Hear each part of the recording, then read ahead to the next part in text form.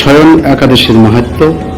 মহারাজ যুধিষ্ঠির বললেন, হে কৃষ্ণ, আষাঢ় মাসের শুক্লপক্ষের একাদশীর নাম কি, এর মহিমাই বা কি, তা আমাকে কৃপা করে বলুন।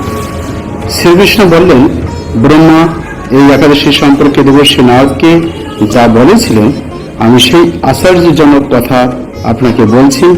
শ্রী ব্রহ্মা বললেন, হে নারদ, এ সংসারে একাদশীর মতো পবিত্র আর কোনো ব্রত নেই। সকল পাপ বিনাশের জন্য এই বিষ্ণু ব্রত পালন করা একান্ত আবশ্যক। যে ব্যক্তি এই প্রকার পবিত্র পাপনাশক এবং সকল অভীষ্ট প্রদাতা একাদশী ব্রত না করে তাকে নরকগামী হতে হয়। আষাঢ়ের শুক্লপক্ষের এই একাদশী স্বয়ং নামে বিখ্যাত। শ্রী ভগবান ঋষিকেশের জন্য এই ব্রত পালন করতে হয়। এই ব্রত সম্বন্ধে এক মঙ্গলময় পৌরাণিক কাহিনী আছে, আমি এখন তা বলছি। বহু বছর পূর্বে সূর্যবংশে মান্ধাতা নামে একজন রাজর্ষি ছিলেন। তিনি ছিলেন সত্য প্রতিজ্ঞ এবং প্রতাপশালী চক্রবর্তী রাজা। প্রজাদেরকে তিনি নিজের সন্তানের মতো প্রতিপালন করতেন। সেই রাজ্যে কোন রকম দুঃখ, রোগ, ব্যাধি, দুর্ভিক্ষ, আতঙ্ক, খাদ্যাভাব অথবা কোনো অন্যায় আশ্রম ছিল না। এইভাবে বহুদিন অতিবাহিত হল, কিন্তু একসময় হঠাৎ দৈব দুর্নিপাকে ক্রমাগত 3 বছর সে রাজ্যে কোনো বৃষ্টি হয়নি। দুর্ভিক্ষের ফলে সেখানে দেবতাদের উদ্দেশ্যে দান মন্ত্রের সাহা, সধা ইত্যাদি শব্দও বন্ধ হয়ে গেল। এমনকি বেদ পাঠও ক্রমশ বন্ধ হলো। তখন প্রজারা রাজার কাছে এসে বলতে লাগলো, হে মহারাজ, দয়া করে আমাদের কথা শুনেন।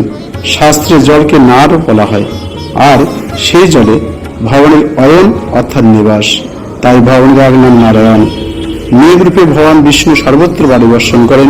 সেই বৃষ্টি থেকে অন্ন এবং অন্ন খেয়ে প্রজাগণ জীবন ধারণ করে। এখন সেই অন্যের অভাবে প্রজারা ক্ষয়প্রাপ্ত হচ্ছে।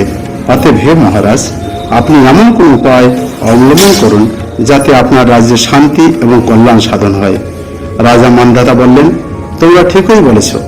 অন্ন থেকে প্রজার উদ্ভব, অন্ন থেকেই প্রজার পালন, তাই অন্নের অভাবে প্রজারা বিনষ্ট হয়, আবার রাজার দোষেও রাজ্য নষ্ট হয়।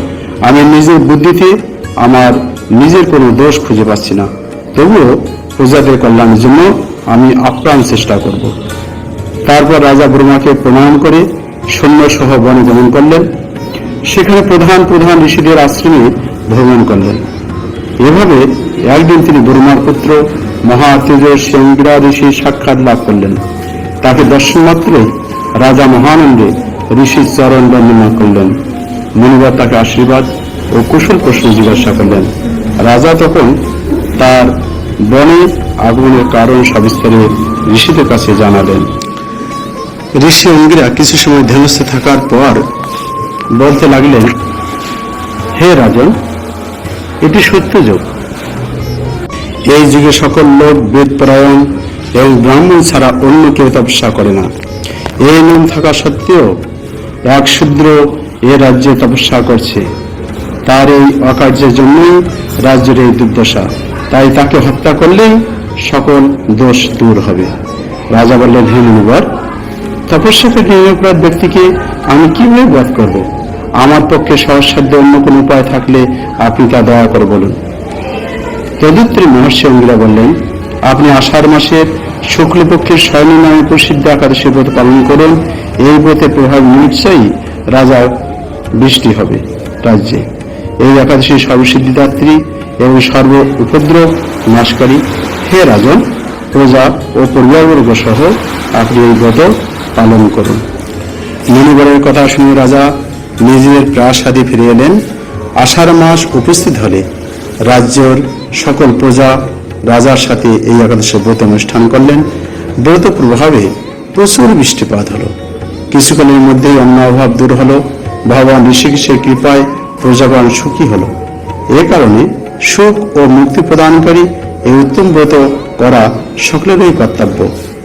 ভবিষ্যৎ পুরাণে যুধিষ্ঠির শ্রীকৃষ্ণ সংবাদে তথা নারদ ব্রহ্ম সংবাদে রূপে একাদশী ব্রহ্ম মাহাত্ম্য বর্ণিত হয়েছে।